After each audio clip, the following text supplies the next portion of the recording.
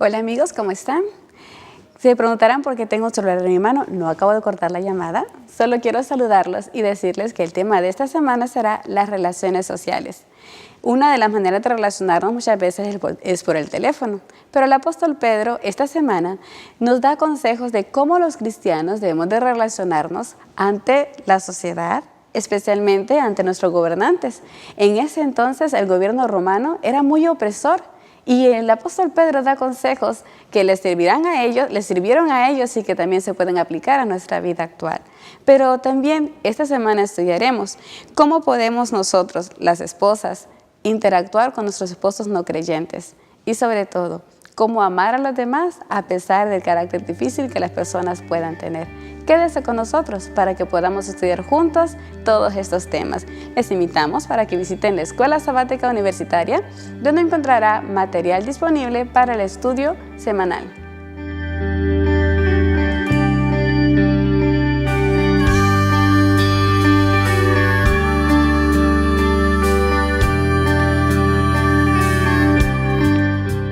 Muchas gracias por continuar con nosotros en el estudio semanal de la lección de Escuela Sabática.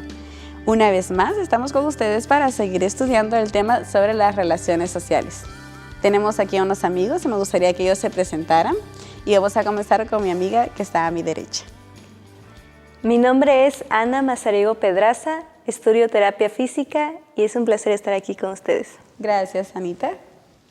Mi nombre es David Hernández, estudio teología en el 3er año y también es un gusto estar aquí. Tendremos un teólogo. Yo soy Nancy Petruc, soy esposa, mamá y también colaboro en la UM Virtual. Muchas gracias. Gracias por estar con nosotros, por tomarse el tiempo para junto con nuestros amigos poder estudiar lo que será las relaciones sociales y lo que la Biblia nos muestra para cómo nosotros poder comportarnos como cristianos. ¿Les parece si oramos? Oramos. ¿Te gustaría orar, Nancy? Sí, claro. Padre y Dios que estás en el cielo, te damos gracias porque nos amas. Te damos gracias porque nos muestras tu amor por medio de la Biblia. Gracias porque nos dejas las claves para nuestro comportamiento. Te rogamos que nos des tu espíritu para poder comprender qué es lo que esperas de nosotros en la relación con los demás. En el nombre de Jesús, amén. Amén. Bueno, pues, ¿qué les pareció el tema de esta semana, las relaciones sociales? Muy lindo, está muy interesante. Sí, es interesante cómo en una sociedad en la que las personas se han aislado un poco por el uso de la tecnología y otras cosas, cómo la Biblia es tan justo que en esta época también tiene consejos para nosotros. Tan contemporánea, ¿no? Porque no solamente se trata de las relaciones sociales entre nosotros, sino cómo nos relacionamos con el mundo como cristianos, ¿no? Yo la encuentro desafiante, ¿no? Porque hoy en día estamos enfrentando situaciones sociales que como cristianos van a afectar en cierta medida nuestra forma en cómo nos vamos a comportar o van a demandar de nosotros ciertos principios que hay que cubrir. Es ahí donde entra nuestro texto clave. ¿Te gustaría, Anita, leerlo? Claro que sí. Se encuentra en 1 de Pedro 4:8 y dice: ante todo temed entre vosotros ferviente amor, porque el amor cubrirá multitud de pecados. Qué interesante, el amor cubrirá multitud de pecados. David, ¿te gustaría comentar sobre qué quería transmitir Pedro? ¿Qué mensaje quería transmitir a la iglesia cuando escribe consejos para comportarse ante la sociedad, ante el mundo? Sí, Pedro está escribiendo a toda una iglesia de manera universal, no es una iglesia específica, sino son varias iglesias. Pero por lo que él escribe es muy posible que ellos estén pasando por dificultades ante el gobierno, ante las autoridades o incluso siendo mal comprendidos. De hecho, en la historia se sabe que en los primeros siglos, cuando el cristianismo comenzó a crecer y llegó a salió de Jerusalén, llegó a Antioquía, luego subió y llegó a Roma y esa área donde vivían los griegos, comenzaron a tener problemas porque las personas no comprendían el cristianismo. Es decir, no se puede entender, cuando ellos son politeístas, tienen muchos dioses, no se puede entender cómo existe una religión que no tiene un Dios que se vea, que es un solo Dios, y algunas prácticas que ellos tenían. Entonces comenzaron a hacer acusaciones en contra de ellos. Había muchas, ¿no? Una de ellas era, por ejemplo, que eran caníbales por la Eucaristía o la Santa Cena. Entonces decían que se comían el cuerpo de Cristo, que comían carne, que eran caníbales. Hay por ahí un graffiti que se encontró en el Monte Palatino, que es una persona que está crucificada, pero la cabeza es un burro. Y dice, Alexámenos está adorando a su Dios. Es decir, los griegos, las personas que rodeaban el cristianismo en esa área, tenían conceptos errados acerca de ellos. Se creían que no querían obedecer al emperador, porque una de las cosas que se pedían era que todos los ciudadanos tenían un templo en su ciudad y adoraban la estatua del emperador en ese momento, tenían que adorar a Dios. Pero habían cristianos que no hacían eso. Entonces, creían algunos que ellos estaban en contra del Estado. Parece ser que Pedro tiene todo ese contexto en mente y quiere decir a los cristianos, no, ustedes, todos los que somos cristianos, tenemos que comportarnos de tal forma que cuando ellos nos vean nuestro cristianismo, cuando ellos vean cómo nos estamos comportando, esto mismo les revele a ellos, les diga a ellos qué clase de Dios tenemos, se queden admirados por la forma como nos relacionamos. Y por eso es que están cada una de esas 3 diferentes áreas en las que Pablo les da consejos a los cristianos. Qué interesante. ¿Querías comentar algo, Nancy? Sí, a mí también me llamó mucho la atención en cómo Pedro hace referencia a los cristianos en ese momento, la validez del comportamiento que ellos tienen que tener, ubicuidad, relación con los demás, el vínculo entre ellos, con las autoridades, sí, es muy interesante. Sí, Anita. Bueno, sí, como decía nuestro compañero, la iglesia, estamos en el Estado, estamos en un gobierno, también nosotros nos tenemos que vincular con las autoridades donde nos rodeamos. Entonces, me gusta mucho cuando Pablo también y Pedro hablan sobre que ningún gobierno es perfecto, tampoco en el tiempo de ellos era perfecto, ni en nuestro tiempo sabemos que tampoco es perfecto, pero sí podemos tener en donde estás trabajando, ahí sembrar tu semilla, ahí destacar, ahí relacionarte y saber qué está pasando y decir, ese sí, en verdad es un cristiano. Sí, y quisiera agregar algo a lo que dice Anita, ¿no? Nosotros como cristianos estamos en una tensión, digamos, porque vivimos en el mundo, formamos parte de esta sociedad y también somos ciudadanos de este mismo país, los países donde radicamos, pero no somos de aquí. Es decir, nuestra ciudadanía no está aquí. Nosotros no nos regimos por los principios que se rigen en el mundo, nosotros nos regimos por los principios que están en la Biblia. Entonces, ¿cómo manejamos esta tensión? No, estamos aquí en el mundo, vivimos aquí, pero creemos que nuestra ciudadanía está en el cielo. Jesús lo decía en San Juan 15 o 17, no recuerdo muy bien, de que no te pido que los quites del mundo. Ellos 17. Están en el mundo. 17, claro, gracias. Ellos están en el mundo, pero no son del mundo. Sin embargo, Jesús pide en su oración que lleguen a ser uno para que el mundo crea. Es decir, nosotros, ¿por qué seguimos aquí? ¿Por qué no Dios, una vez que le entregamos nuestra vida a Jesús, nos lleva de aquí ya para vivir en el cielo? Porque incluso nuestro testimonio, la forma en cómo nosotros vivimos, es una predicación para las personas que no lo conocen. Elena White dice que más que los argumentos que podamos generar en favor del cristianismo, es la forma en cómo nosotros vivimos, el mejor testimonio, la mejor forma de predicar. Muchas gracias, David. Y saben, me gustó un comentario que está en la parte final de la lección donde decía de que nosotros ningún gobierno pues es perfecto, pero lo que nosotros como cristianos debemos de resaltar es en esforzarnos por ser buenos ciudadanos. Comentábamos con Nancy de que no puede haber coherencia entre una persona que es cristiana y su conducta o sus acciones muestran lo contrario. Y ahora me acuerdo de la anécdota de una señora que va en su carro, que tiene muchas calcomanías donde mencionan vivo por Cristo, soy cristiano, Jesús es todo, pero va a mucha velocidad. Y cuando la gente de tránsito la ve pasar, pues la detiene. Y entonces va con ella y le dice que se baje y ella dice, ¿por qué? ¿Qué hice? Es que su auto es robado. ¿Pero por qué? Es que ese auto es de una cristiana. Entonces, pues la gente espera que si eres cristiano, reflejemos a Cristo Jesús. Y Pedro escribe y le dice, el Estado y la Iglesia no están peleados. Para nada. Para nada. De hecho, en el versículo 14 dice él, ya a los gobernantes, es decir, que ellos tienen que obedecer y dar honra a quien sea, ¿no? Dice en el versículo 14, 13, ¿no? Pero dice, ya sea a los gobernantes como por él enviados, para castigo de los malhechores y alabanza de los que hacen bien. Es decir, el gobierno tiene su función aquí en la tierra y nosotros como cristianos tenemos que aceptarlo. Y es poder colocar orden en la sociedad. Es decir, si no hubiera autoridades, pues cada quien hiciera lo que le viniera en gana, y eso no es muy bueno tampoco, o no es nada bueno. Entonces, el gobierno tiene su lugar, las leyes tienen su lugar. Nosotros como cristianos tenemos que ser los mejores ciudadanos porque tenemos que respetar las leyes, los principios.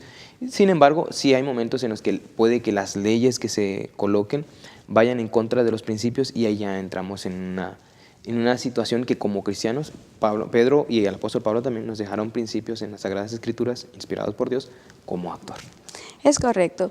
También hay otro tema, hablando de las relaciones sociales, que la lección menciona, y es un tema muy importante y de mucho debate, el tema de los esposos conversos o de las esposas conversas. ¿Qué pasa cuando el mensaje llega a una familia, ¿sí? Y esta familia, pues la esposa acepta esta verdad, acepta a Cristo Jesús, pero el esposo se niega? Y es más, hasta tratan muchas veces de obstaculizar a la persona que quiere ser cristiana. Pero es interesante cómo Pedro también da consejos a las esposas creyentes que tienen esposos no creyentes y viceversa. A veces el caso es al contrario. El esposo es el que acepta la verdad y la esposa se niega. He conocido muchos casos así. Pero vamos también a estudiar cómo en las relaciones sociales también nos ubicamos ante el trabajo. ¿Qué pasa cuando estamos con nuestros jefes? ¿Cuál es nuestro papel como cristianos? ¿Sí? ¿Qué les parece si también comentamos algo muy importante? Es que nuestro actuar muchas veces como cristianos creemos que se basa solo cuando las personas nos tratan bien. Pero ¿qué pasa cuando las personas que nos están tratando pues tienen un carácter difícil? Sí, y es interesante porque Pedro, que es uno de los que escribe, el que está escribiendo la carta que estamos estudiando este trimestre, pero me refiero a Pablo, que también escribió sobre el asunto, son cristianos que en algún momento vivieron en un momento muy difícil. Probablemente cuando Pedro está escribiendo aquí, por ejemplo, cuando habla acerca del rey en el versículo 17, se esté refiriendo a Nerón. Y Nerón es conocido porque fue un gobernante atroz, al punto de que se especula todavía en nuestros días de que haya mandado a quemar la ciudad de Roma para poder acusar a los cristianos, o más bien para construir una sección de la ciudad que él quería, y luego cuando se descubrió el incendio acusó a los cristianos. Mandó a matar a muchos familiares, es decir, era una persona atroz. Pero Pedro dice aquí que nosotros tenemos que obedecerles, ¿no? Porque sí, independientemente, como mencionó Anita en algún momento, no tenemos siempre gobiernos que sean completamente bien o leales, perfectos. Es allí donde quiero hacer una pregunta que me gustaría compartirla también con nuestros amables televidentes. ¿Pueden los cristianos defender sus derechos? Y si los podemos defender, ¿cómo debemos de hacerlo? ¿Será que recurrir a las autoridades, recurrir a un tribunal esté bien o esté mal? Quédese con nosotros para contestar la siguiente pregunta.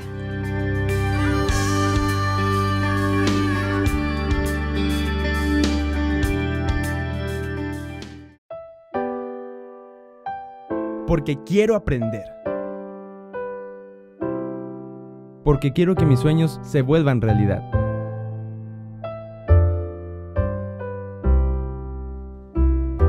Porque quiero descubrir.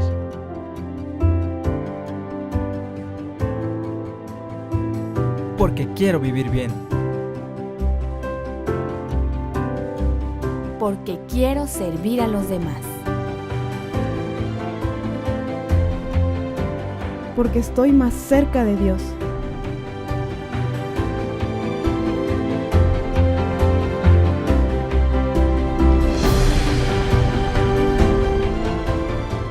Porque queremos triunfar en la vida y más allá. Universidad de Montemorelos, la experiencia del conocimiento.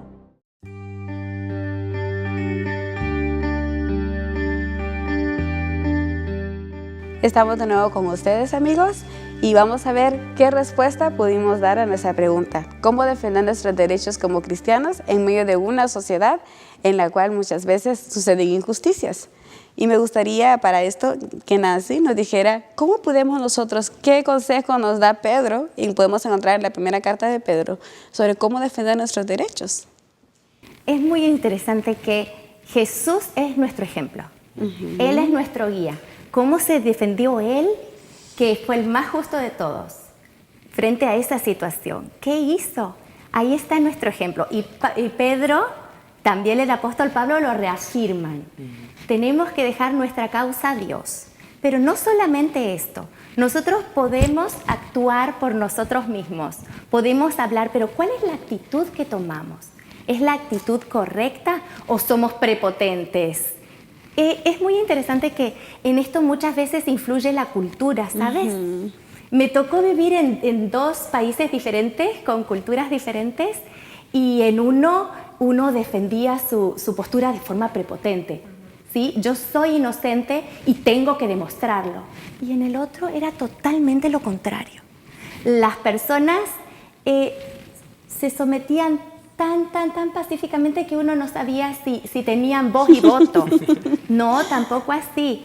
Sí, nosotros somos cristianos, tenemos que mostrarnos cristianos, pero siempre sabiendo que Dios respalda nuestra conducta, comportarnos como Jesús se comportó, pero también tenemos que tener la actitud correcta. A veces somos llamados para ser testimonio, tenemos que ser conscientes de esto también. Yo creo que esa parte es importante, ¿no? Siempre tener el contexto, la idea de la forma como yo voy a responder, la forma como yo voy a defender mi derecho, ¿es bien para la causa, es bien para la misión, deja bien a Cristo o lo deja fuera, ¿no? Porque Jesús en ese momento en que estaba, dice el apóstol Pedro, no respondió una maldición con otra maldición, por ejemplo, sino que él respondió pacíficamente. Por ejemplo, recuerdo que cuando Jesús estaba siendo juzgado, alguien lo bofeteó, lo golpeó, y él le preguntó, bueno, pero ¿por qué me pegas? ¿Por qué lo haces, no? Esa es una forma en cómo Jesús reprendió a esta persona, pero no lo agredió, no lo insultó, no lo menospreció, para nada, ¿no? Creo que vivimos en una sociedad, la sociedad en la que vivimos hoy en día, es una sociedad que a veces está un poco hastiada, si pudiéramos decirlo, de nuestros gobernantes, hastiada de ciertas injusticias. Y a veces en pro de defender nuestros derechos se cometen atrocidades y terminas dañando a otros. Sí. Y creo que no es la forma correcta. Y creo que allí, David, es cuando el apóstol Pablo, en Romanos, en el capítulo 12 y en el versículo 18, da un consejo. Quiero leerlo con ustedes. Si es posible, en cuanto dependa de vosotros, estad en paz con todos los hombres. ¿Sí? Estad en paz con todos. Eso incluye con las autoridades, eso incluye con mi familia, ¿sí? Y ahora recuerdo lo que Félix Cortés en su libro Vivir para Triunfar menciona, que la clave del éxito está en tener paz con Dios, paz con los demás y con uno mismo. También Pedro lo reafirma en su capítulo 2, dice en el versículo 3, honrad a todos, amad hermanos, temed a Dios y honrad al Rey. Específicamente nos está diciendo dónde estás, con los que estás y al que sirves. Y yo creo que ese es un punto muy clave, ¿no? Honrar a todos, es decir, al que merece honra hay que darle honra. Ahora, Pedro está escribiendo algo aquí muy complicado porque está hablando acerca de los esclavos, ¿no? Pero los esclavos en ese momento no tenían derechos. Si bien el cristianismo iba a cambiar esto más adelante, hay momentos en la historia, como en el caso en ese momento, que no se podían cambiar. Entonces, como no se pueden cambiar, Pedro tiene un consejo para los esclavos, que es lo que estamos viendo en este momento, ¿no? Ustedes obedezcan a sus amos, trátenos bien, aún así como aquellos que se portan muy bien con ustedes, que son muy amables, como aquellos que son déspotas o que son muy agresivos con ustedes, trátenos bien. Es decir, que su conducta, la forma como se comporten como cristianos, entre en tal contraste con la conducta de ellos que sean alcanzados por el testimonio de ellos. Y al estudiar esto, podemos decir entonces que Pedro estaba a favor de la esclavitud, de ninguna manera. Lo único que él trataba era que tanto en cualquier entorno en el que estuviéramos, socialmente, nuestra actitud fuera siempre cristiana. Por eso el texto clave decía, el amor cubre multitud de pecados, ¿sí? Multitud de faltas. Ese entrañable amor que había en Cristo Jesús debe de haber en nosotros. Pero ahora que mencionó el amor, también la lección menciona el trato entre los esposos y las esposas. Y tenemos aquí a una esposa que es, es mamá y todo. ¿Qué nos puedes decir, Nancy, con respecto a la actitud de las esposas que tienen esposos no conversos, no cristianos? Está interesante porque tenemos dos formas de tener un esposo no cristiano. Una es que la esposa conozca, así como tú dijiste, y que el esposo se demore un poco en entrar en la iglesia. En ese caso, Pedro menciona que, por favor, sean hijas fieles, oren por sus maridos y vamos a traerlos. Y entonces, la otra opción es cuando nos casamos con alguien que no es cristiano. Y eso es terriblemente duro, ¿sí? Ustedes, imagínense, este mundo es terreno del diablo, ¿sí? Y nosotros los cristianos vamos cuesta arriba. Imagínense a alguien que te va sosteniendo y te va llevando hacia arriba. Imagínense a alguien que te va jalando hacia abajo. Sí. Elijan bien. Cuando elijan bien. Es maravilloso casarse con la persona que Dios eligió para ustedes. Pero cuando no es así, no tenemos que desanimarnos, ¿sí? Ahí hay 3 consejitos que a mí me gustan mucho. Dice que Dios espera de sus hijos, de sus hijas, pero también lo podemos aplicar a los hombres, ¿verdad? La pureza, ahí en el estudio lo leemos, la pureza y la reverencia. Sí, después también menciona un poco acerca del atuendo de las mujeres. ¿Cómo estamos en casa con nuestros esposos? ¿En las mismas condiciones que salimos a que nos vean en la calle? ¿O estamos unas brujas adentro y salimos unas modelos? No. Esto no puede ser así, ¿sí? Si nosotros intentamos ganar a nuestros esposos, nosotros tenemos que ser cristianas, ¿sí? Vestirnos bien, pulcras, bien cosidas, bien arregladas, no exuberantes innecesariamente. Es lo mismo que pasa a veces cuando puedes estudiar en una escuela no adventista, no cristiana, y en otra escuela que sí es. Entonces, ¿tú cómo reflejas eso en esos territorios que estás rodeado de gente? Pues es lo mismo en nuestro caso como estudiantes, porque tú puedes demostrar algo dentro y fuera, estando en ese territorio o estando fuera. Entonces ahí es donde reflejas realmente si puedes traer a más personas o ellos mismos te pueden jalar. Sí, y es que considero que Pedro pone un equilibrio, ¿no? en esta situación, porque le dice a las esposas, no se van a preocupar ustedes por el atuendo, que por esto, que por aquí, lo que se tienen que preocupar es por lo interno, por el carácter. La belleza interior. Por eso tiene que ser la preocupación. Es decir, incluso la Biblia misma dice en un proverbio, ¿no? que la mujer rencillosa en el hogar no es muy buena bendición. Entonces, imaginémonos una familia que conoció el Evangelio de pronto o llegó Jesucristo a esa familia, ¿no? El esposo no es cristiano, la esposa es cristiana, pero no hubo una transformación en la esposa. Entonces no es una muy buena propaganda, si se pudiera decir, o un buen testimonio para el cristianismo. Es lo que Pedro quiere decirles, y lo mismo por supuesto que para el esposo, ¿no? Cuando el esposo es el cristiano y la esposa no lo es, él dice, ustedes tienen que tratarla como a sí mismos, dice el versículo 7, igualmente dice, vivan con ellas sabiamente, dando honor a la mujer como vaso frágil. Es decir, el matrimonio no es de que yo soy mayor que tú eres menor que yo, todo lo contrario, es de igualdad. Y un matrimonio que se refleja de esa forma es un buen testimonio para el cristianismo. Es muy importante respetar al marido, ¿sí? A pesar de que no tengamos las mismas creencias o que la esposa no tenga las mismas creencias, debemos seguir respetándolo, considerándolo como la autoridad. Lo mismo los esposos para con sus esposas que aún no han aceptado a Cristo. Ser pacientes con ellos, mantenerlos como el ícono de la familia, tratando de acercarlos siempre a Cristo y nosotros siempre intentando reflejar el carácter de Jesús. Pues es el método de Cristo. Totalmente. Porque me acordé, justo estábamos hablando y me acordé, ¿se acuerdan?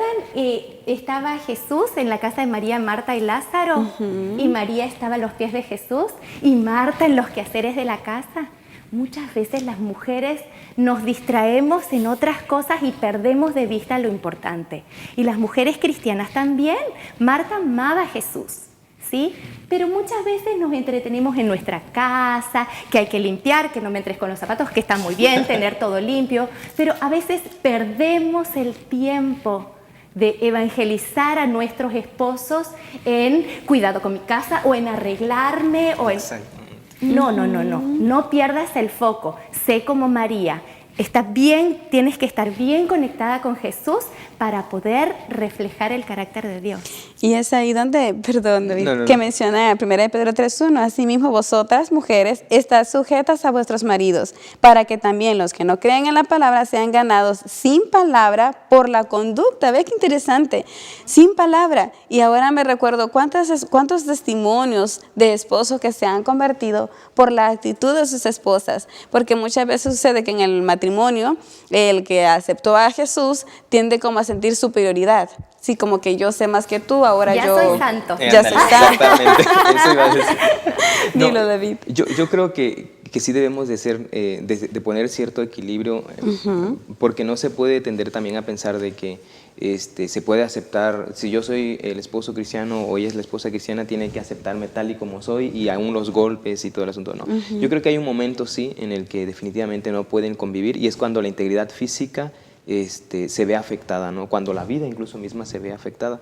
Entonces, en ese momento hay que tomar cierto rumbo, cierta decisión, ¿no? Pero mientras eso no pase, mientras podamos tener esa esperanza, mientras podamos tener esa tranquilidad, creo que los consejos del apóstol Pedro siguen en pie. No estoy diciendo que en el otro no. Lo que quiero decir es que la Biblia también nos habla de que hay, ¿cómo decirlo? Hay cierto equilibrio en el matrimonio, ¿no? Cuando la integridad física se ve afectada, cuando no podemos convivir más porque incluso la familia misma se ve fragmentada, ese es el momento para decir, ¿sabes qué? Yo soy cristiana y todo el asunto, pero no puedo seguir. Pues, buena. Ahí es donde Pedro dice, cuando ya estás, no sea tu esposo, sino tu jefe o tu mismo padre, entonces ya dice, es necesario obedecer a Dios antes que a los hombres.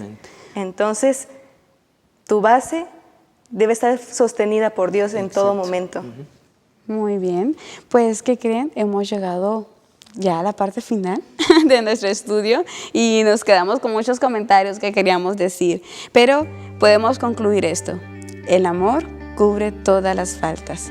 Ante todo, tened paz con todos los que te rodean. Las relaciones sociales de cristianos se determinan por el amor. Y volvemos a la regla de oro: ama a tu prójimo como a ti mismo. Muy bien, pues ¿qué les parece, amigos? Gracias por habernos acompañado y esperamos que ahí en la comunidad de su hogar haya disfrutado el estudio de este tema de las relaciones sociales.